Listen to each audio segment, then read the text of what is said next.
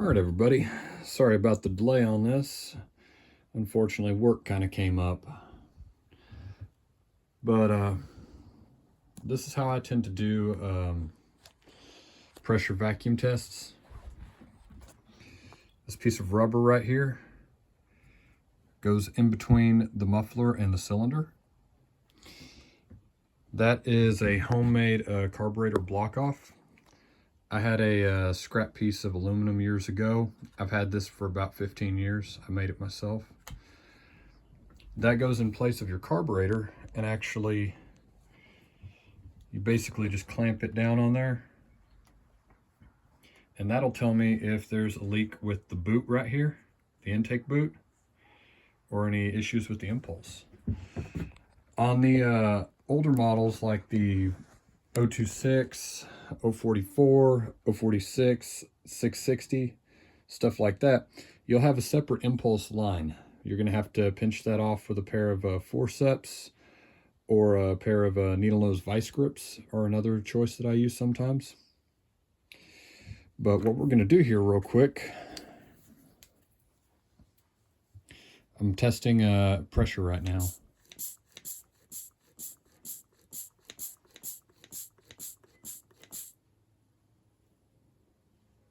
Okay, see it's holding steady. That means that my crankcase is sealed and I don't have any issues there.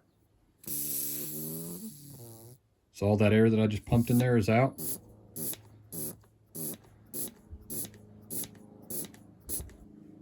Now I'm holding vacuum. So what that tells me is that my seals are good, my crankcase seal is good, my intake boot is good. Basically everything checks out now. All right, something that I like to show occasionally, that piece of rubber that I've got between the muffler and the cylinder, this right here. I get that from Ace. You can get it from Lowe's or Home Depot. This is on the plumbing aisle. This is red rubber sheet for washers and gaskets. That stuff is excellent for what I just used it for. I cut like a slightly triangular strip. It's about yay wide at the top, and then it tapers down at the bottom. Just drop it in between your cylinder bolts. That's one of my preferred methods for doing that. I know a lot of guys will make like a muffler block-off plate. That works, but I feel like that's a little bit, I almost want to say excessive. Like instead of making a plate that you have to drill holes in, just basically cut you a piece of rubber and drop it down in there. I think that's what STIHL even recommends whenever they, you can get that power probe kit with like a couple different carb block-offs. There it is. So that's what I do. You can see I've used it a few times already. A little bit narrower at the bottom, a little bit wider at the top. Just slide it down in there.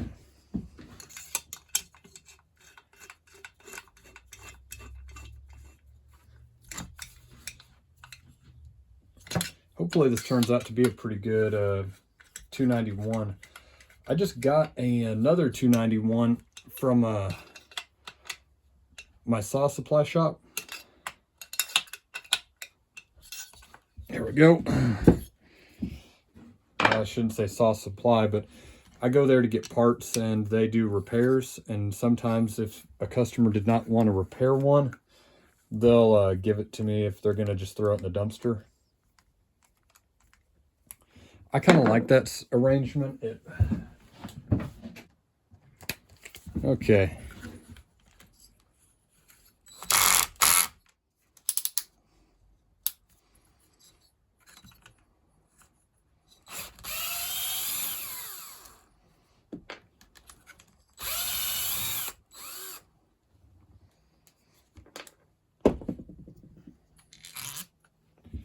There's my carb block off right there. Like I said, I've had that thing for about 15 years now. I like it. It works out really well for what I use it for.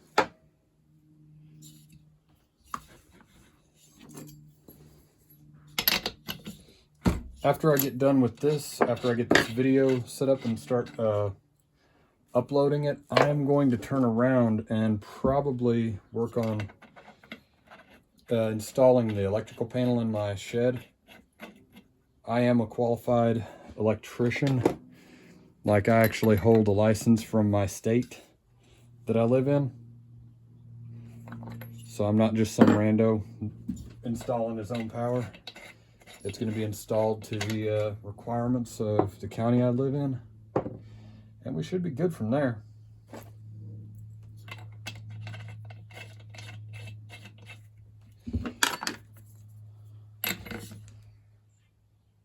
There we go. Now, while I've got that off, let's go ahead. I'll probably have to edit this out real quick. I need to clean this carb up a little bit. All right, well, I'm not even going to crack this open yet. Here's the carburetor. I just cleaned it off, made sure the throat was clean. We don't have any sawdust in there. Now, let me double check real quick.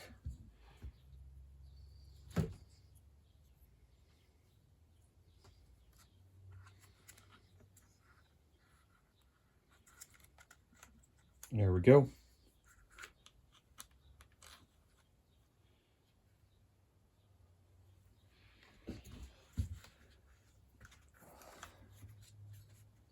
And there it is. All right, let me dust this off real quick. A lot of this that I've noticed, like why some of these saws have failed, isn't because they're like a piece of crap. It's because the people who own them didn't clean it up well enough, in my opinion. You end up with so much sawdust like in the back. It takes very, very little effort just to go ahead and like clean your saw off once in a blue moon. And who knows, you might even make your saw last a few years longer just by doing that. If you want to gripe about it, I get it. Like, oh, I shouldn't have to clean it off like that. I didn't have to clean the old one off because they designed it to be a little better. But still, it doesn't take you very long with a brush or an air compressor. Just blow the thing off. All right, well, I finally got it to poke in there. It took me a few minutes, actually. Yeah, that kill switch wire does not really like going in, I don't think.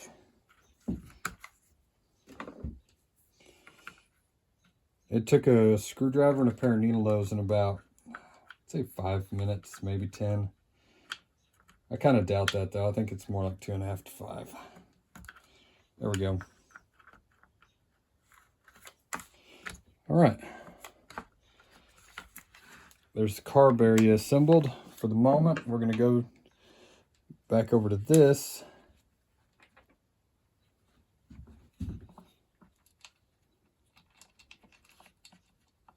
Like I said, I can't be too terrible long with the assembly today on this because I do need to spend a little bit of time getting my electrical panel installed.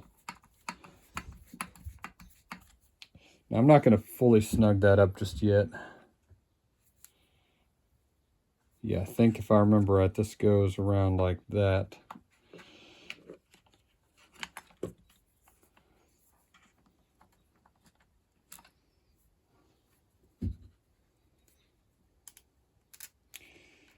I'm just getting this stuff placed because later I know I got to put the flywheel in and set the coil gap. Make sure that coil's pulled back, and what I'm going to do here for a moment is just run this up, not tight, just snug.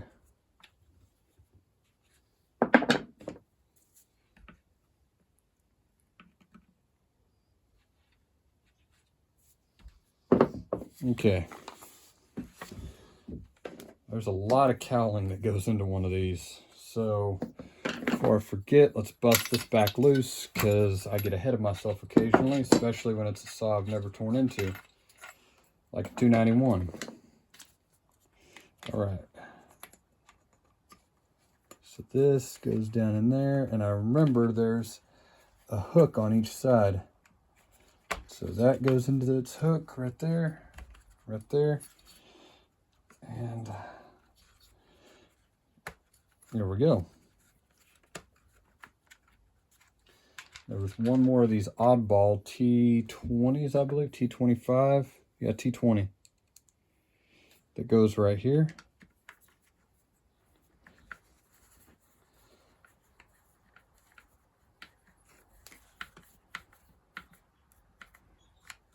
Okay.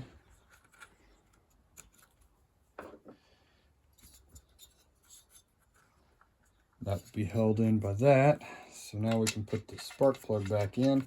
I'll put the wrap handle on, probably the starter cover, and probably have a clip at the end showing this thing actually running.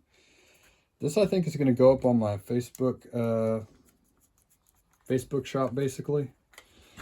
I think I'm going to list it for like $300. It comes with a 20-inch bar, 325 pitch chain, brand new cylinder, bearings, seals. I have not torn into the carburetor yet, but we're going to see how it runs first. If I need to kit the thing, I can. It basically looked like somebody had straight gassed it. So I'm inclined to think that's what was going on there. All right, the final thing,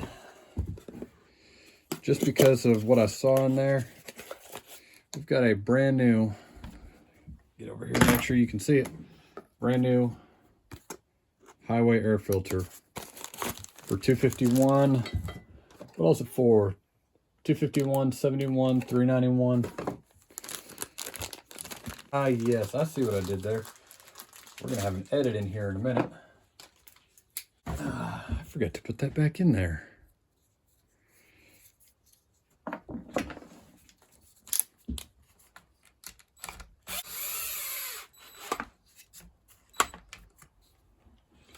All right, so I fixed my mistake real quick. I put the filter adapter back in, or the baffle, whatever we want to call it. Now, brand new highway air filter. I think I'm happy with that. So next video you're going to see, I'm going to put a flywheel on, the starter cover, probably gas and oil this thing up, get a wrap handle on it. I'm going to leave that sprocket for a moment. I'll see if I've got a replacement. Overall, I'm happy with this. I think it's going to turn out pretty nice. I'm going to go to working on my electrical panel now. That way I can get some proper lights in here and you're not going to have indirect spotlights trying to work against each other. All right. Everyone have a good one. Take it easy. Bye.